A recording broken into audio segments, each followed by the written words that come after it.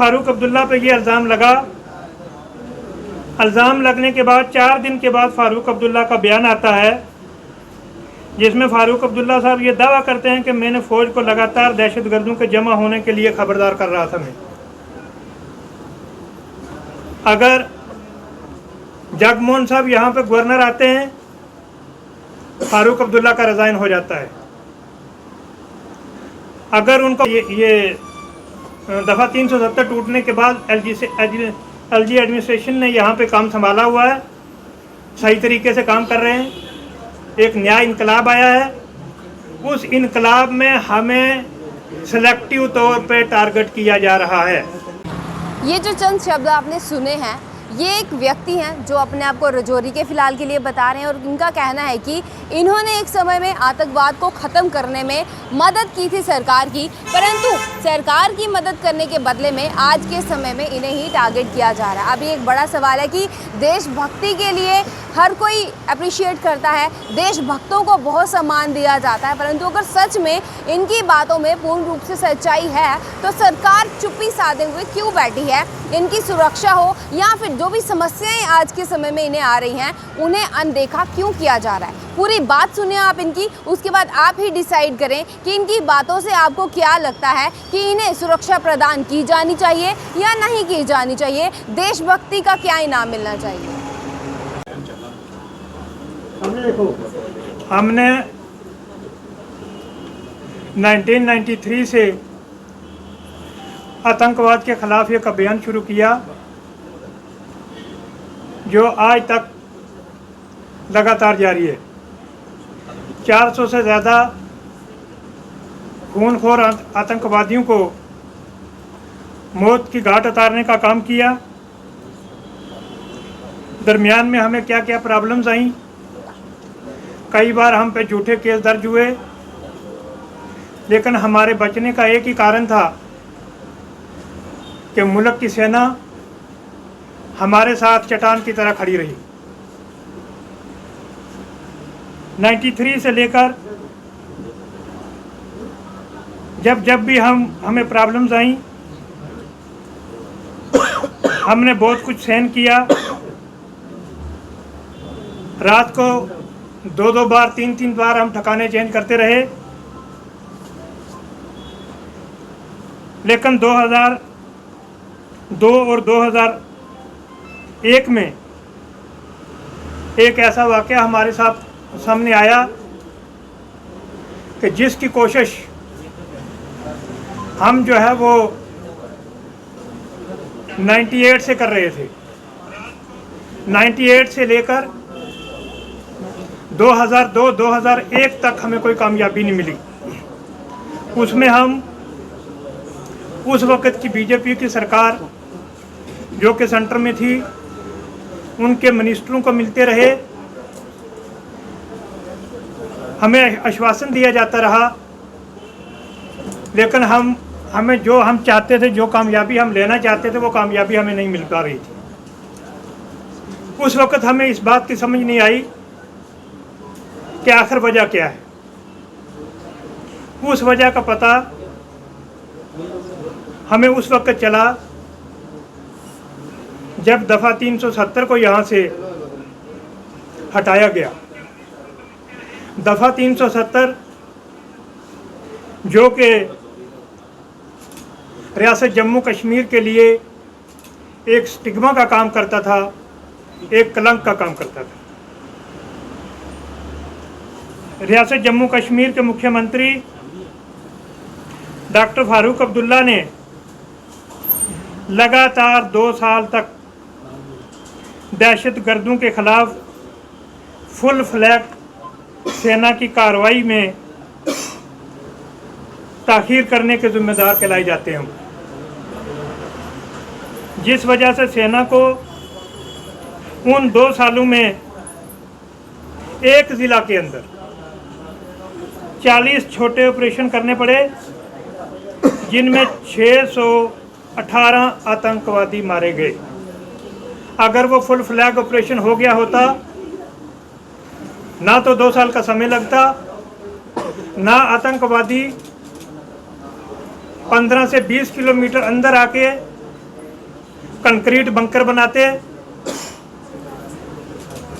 और वहाँ से जितनी भी गतिविधि है पूरे हिंदुस्तान में वो अंजाम देते रहे। जब फारूक अब्दुल्ला पे ये इल्ज़ाम लगा, इल्ज़ाम लगने के बाद 4 दिन के बाद फारूक अब्दुल्ला का बयान आता है, जिसमें फारूक अब्दुल्ला साहब ये दावा करते हैं कि मैंने फ़ौज को लगातार दहशतगर्दों के जमा होने के लिए खबरदार कर रहा था। मैं अगर जगमोहन साहब यहाँ पे गवर्नर आते हैं, फारूक अब्दुल्ला का रिज़ाइन हो जाता है। अगर उनको फंड्स की ज़रूरत होती है, वो पीएमओ को के दरवाजे पे पहुंच जाते हैं। लेकिन लगातार 2 साल तक दहशतगर्दों के ठिकाने बनते रहे। फारूक अब्दुल्ला के इल्म में सब कुछ था। फारूक अब्दुल्ला में यूनिफाइड कमांड का चेयरमैन होने के नाते, मेरे पास एक क्लिप पड़ी है जिसमें मीडिया के एक भाई ने यह पूछा कि रियासत के अंदर सेना पावरफुल है या कि वहाँ की सरकार। तो फारूक अब्दुल्ला जी का ये बयान, मीडिया को ये बयान देते हैं कि आप आज की बात करते हो, उस वक्त महबूबा मुफ्ती यहाँ की चीफ मिनिस्टर थी, या पहले की बात करते हो जब मेरा दौर हुआ करता था। तो मीडिया भाई ने पूछा, मीडिया कर्मी ने पूछा कि जाहिर सी बात है हम आज की बात कर रहे हैं। उन्होंने कहा आज का तो मुझे पता नहीं है, लेकिन जिस वक्त मेरी सरकार होती थी उस वक्त यहाँ की सरकार पावरफुल होती थी और कोई भी फैसला जो है वो यूनिफाइड कमांड का चेयरमैन लेता था और वो पूरी तरह इम्प्लीमेंट होता था। अगर यूनिफाइड कमांड का चेयरमैन के तमाम हुक्म इसी तरह फौज की तरफ से माने जाते थे, क्या वजह थी? अब आपकी मेन डिमांड है क्या वजह थी कि सेना को 2 साल तक यूनिफाइड का चेयरमैन होने के नाते सेंटर में जाके मरकजी सरकार से बात करके क्यों उन्होंने उनको अनुमति नहीं दी और फुल फ्लैग ऑपरेशन नहीं करने दिया और 2 साल तक कंक्रीट ठिकाने जो हैं वो बनते रहे। फौज का एक ख़ास जगह पर दहशतगर्दों के जमा होने की इतला थी। फौज मुकम्मल ऑपरेशन करना चाहती थी जिसमें फ़ज़ाई हमले भी शामिल थे, मगर अब्दुल्ला को उन 2 सालों में मरकज़ी हुकूमत के साथ मीटिंगों में बार बार कहा गया कि वो इस एरिया को खाली करवाएं ताकि कम से कम नुकसान में इस ऑपरेशन को मुकम्मल किया जा सके। मगर मरकज़ी हुकूमत ने वहाँ के चरवाहों का मतलब होता है भेड़ बकरी चारने वाले को बदले में एक बहुत बड़ा कंपनसेशन देने का वादा किया, मगर फारूक अब्दुल्ला इस बात पर राज़ी नहीं हुए और कहा कि मैं ऐसा नहीं कर सकता। फारूक अब्दुल्ला की हुकूमत के 6 साल पूरे हुए, इलेक्शन हुआ, उनकी पार्टी हार गई। मुफ्ती सईद सत्ता में आए, उनको भी चीफ मिनिस्ट्री लेनी थी और चीफ साल अपने पूरे करने थे। उन्होंने सेना की बात पर इत्फाक कर लिया, फुल फ्लैग ऑपरेशन के लिए तैयार हो गए। आपसे सवाल है जी सर, आपसे सवाल है, आपने जो करंट मुद्दा रखा है उस पर बात करके हमें बताएं। जो आज आपने प्रेस कॉन्फ्रेंस रखी है जिसमें आपने ये कहा है कि हमें प्रताड़ित किया जा रहा है, उसके बारे में थोड़ी सी जानकारी जो हमें बताएं कि किस तरह से आपको प्रताड़ित किया जा रहा है। हमें प्रताड़ित इस तरह से किया जा रहा है कि आज भी पूरी रियासत की हम तो बात नहीं करते, लेकिन अपने एरिया की हम बात करेंगे कि इसमें मैं थोड़ी सी एक बात 2-4 ऐड करना चाहूँगा। उसके बाद जो बात आपने पूछी है मैं उस पर आता हूँ। ये मत मान के चलिए कि फारूक अब्दुल्ला यहाँ का चीफ मिनिस्टर था। फारूक अब्दुल्ला ही एक्चुअल में फारूक अब्दुल्ला ही हुर्रियत को कमांड करता था।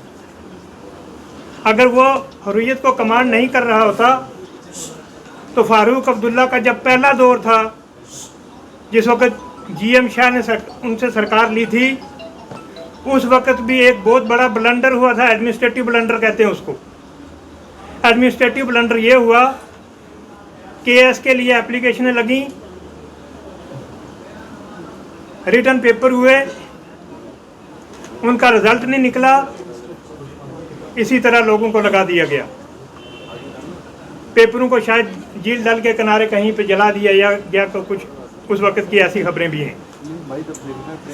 तो आधे से ज़्यादा एडमिनिस्ट्रेशन में बैठे हुए लोग, जिसको कल एलजी साहब ने भी इस चीज़ को एडमिट किया है कि एडमिनिस्ट्रेशन के अंदर कुछ इस तरह के लोग बैठे हुए हैं कि एडमिनिस्ट्रेशन चलाना भी थोड़ी बहुत मुश्किल हो रही है। देखिए, इस वक्त तो इस हालात से सबको पता है जी सर। लेकिन जिस वजह से आपने प्रेस वार्ता रखी हुई है जी कि सर। आपको मुसीबतों का पहाड़ आपके ऊपर टूटा हुआ है, आर्मी के साथ आपका काम करने का ढंग और आतंकियों को मरवाने का काम, और आप दर दर की ठोकरें खा रही, उसके ऊपर थोड़ा सा अगर उसके आप ऊपर मैं सीधा उसी बात पे आता हूँ, आप सबकी इसरार के ऊपर, कि हमारी ज़मीनें, हम अपने घरों से निकले हुए हैं, एडमिनिस्ट्रेशन के अंदर कुछ लोग बैठे हुए हैं जो आज भी,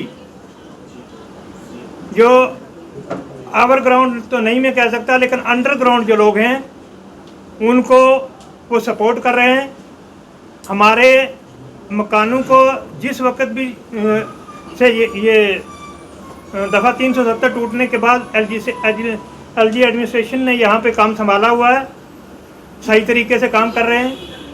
एक नया इनकलाब आया है, उस इनकलाब में हमें सेलेक्टिव तौर पे टारगेट किया जा रहा है। हमें सेलेक्टिव तौर पर इसलिए टारगेट किया जा रहा है, कानून के अंदर रह के हमें निशाना बनाया जा रहा है। हमारी ज़मीन, जायदाद, मकान सब खतरे में हैं, हम खतरे में हैं। तो मैं ये कहना चाहता हूँ, मैं यहाँ पे ना तो आपको एरिया बता सकता हूँ, आप सब लोग हमारी हेल्प इस तरह करें कि हम एक मेमोरेंडम की सूरत में या डिविजनल कमिश्नर साहब के पास जाके रखेंगे जिस डिस्ट्रिक्ट में हम रहते हैं, क्योंकि बहुत सारे लोग जो हैं वो ख़तरे में आ जाएंगे। हम ये कहते हैं कि इंक्वायरी हो और वो लोग आइडेंटिफाई हों एडमिनिस्ट्रेशन के अंदर जो आज भी इतना गुर्दा रखते हैं कि वो जो लोग सेना के साथ काम करते रहे या जो लोग उस वक़्त में किसी गलत एक्टिविटी में नहीं पड़े, उन लोगों को निशाना क्यों बनाया जा रहा है। क्या एक हफ्ते के अंदर इस तरह का एक एडमिनिस्ट्रेटिव तौर पे, एक लीगली तौर पे इलीगल काम को लीगल करके इस तरह किया जा रहा है कि एक हफ्ते के अंदर प्रपोजल है कि हमारे मकान गिर जाएंगे। उनमें हमारे कुछ मकान आते हैं, हमारी ज़मीन को भी, और हमारी ज़मीन में एक टेक्टफुली तरीके के साथ उन लोगों ने एक ऐसा प्रपोजल बनाया हुआ है कि वो हमें वहाँ से खदेड़ना चाहते हैं। तो हम में इतनी हिम्मत नहीं है, इस वक्त भी हमारे घरों में ताले लगे हुए हैं, लेकिन हमें इतनी हिम्मत नहीं है कि हम दोबारा जा पाएंगे या नहीं जा पाएंगे, वो बात की बात है, लेकिन कम से कम निशान तो वहाँ रहना चाहिए। हमारी आपसे यही गुजारिश है। हमने एक वीडियो क्लिप भी बनाई हुई है, वो मैं आप सबको शेयर कर दूँगा, तो आप उसको भी चलाएँ। मैं ये माइक लेके आया हूँ कि इसके बाद अगर मुझे शहर में घूम घूम के अगर हमने भीख भी मांगनी पड़ी, पैसे नहीं मांगेंगे, हेल्प मांगेंगे, और वो हेल्प आप लोग हमारी कर सकते हैं। आप कह रहे हैं कि आप हेल्प मांगेंगे, आप अपनी पहचान छुपा रहे हैं। जिस जगह पे आपकी ज़मीन जो है वो साजिश के तहत जा रही है, उस जगह का नाम नहीं बताएंगे, आप अपनी पहचान नहीं बताएंगे, तो मीडिया उसमें क्या करके उसमें बताएगा कि कौन सी जगह पे जो है एडमिनिस्ट्रेशन की गलती हो रही है। एडमिनिस्ट्रेशन की आज की प्रेस कॉन्फ्रेंस का जो मुख्य मुद्दा है आपका, वो बताइए।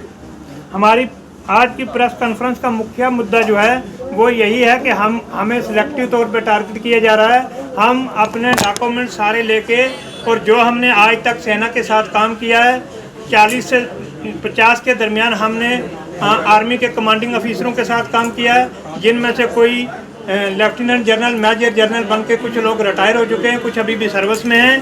तो हम ये कहते हैं कि हम डिवकम साहब के पास जाएंगे और वहाँ जाके हम मेमोरेंडम देंगे, वहाँ हम अपना एड्रेस भी देंगे, वहाँ हम अपनी जगह भी देंगे और हम अपनी पहचान भी बताएंगे। आज की प्रेस कॉन्फ्रेंस करने का मतलब क्या है? आज की प्रेस कॉन्फ्रेंस का मतलब ये है कि आप हमारे इस मुद्दे को हाईलाइट करें मुद्दा तो बताएं आप। मुद्दा नहीं ये कि बता रहे ना, हमारे कौन सी मकान, क्या मुद्दा क्या है? हमारे मकानों को टारगेट किया जा रहा है, हमारी ज़मीनों को टारगेट किया जा रहा है। वो सारी डिटेल जो है हम डिविजनल कमिश्नर साहब को जाके दे देंगे। टारगेट कर रहा है आपकी जमीन को? जी सर। आपको कौन टारगेट कर रहा है? आपकी जमीन को कौन टारगेट कर रहा है? कुछ लोग जो एंटी नेशनल लोग हैं और उनको कुछ एडमिनिस्ट्रेशन में बैठे कुछ लोग हैं, वो भी उनको सपोर्ट कर रहे हैं। देखिए जैसे कि आपने इनकी पूरी बात सुनी, इन्होंने अपना पूरा फेस कवर किया हुआ था। ऑफ कैमरा जब हमने इनको पूछा भी कि फेस कवर क्यों किया है, इन्होंने सुरक्षा की दृष्टि से बताया कि अगर मैं चेहरा दिखा दूंगा तो डायरेक्ट टारगेट हो सकता हूं, मेरे आसपास के लोग टारगेट हो सकते हैं, जहां रहता हूं वहां का नाम भी नहीं बता सकता हूं। सुरक्षा की दृष्टि से कहीं ना कहीं आप डर देख सकते हैं कि कितना ज़्यादा इन्हें खौफ है कि अगर सामने खुलकर मैं आ गया तो हो सकता है इन्हें टारगेट कर दिया जाए। ऐसे में अब ये डिवकॉम ऑफिस भी जाने वाले हैं, उनसे बातचीत भी करने वाले हैं। इन्हें अब कितनी सुरक्षा दी जाएगी, इनकी बातों में कितनी सच्चाई है, इस बात की जांच पड़ताल करने के लिए एडमिनिस्ट्रेशन की तरफ से क्या पहल की जाएगी, इसकी जानकारी भी जल्द आप तक पहुंचाएंगे। अब तक के लिए इतना ही। मैं रितिका राजपूत, कैमरामैन गगनदीप सिंह के साथ, धन्यवाद।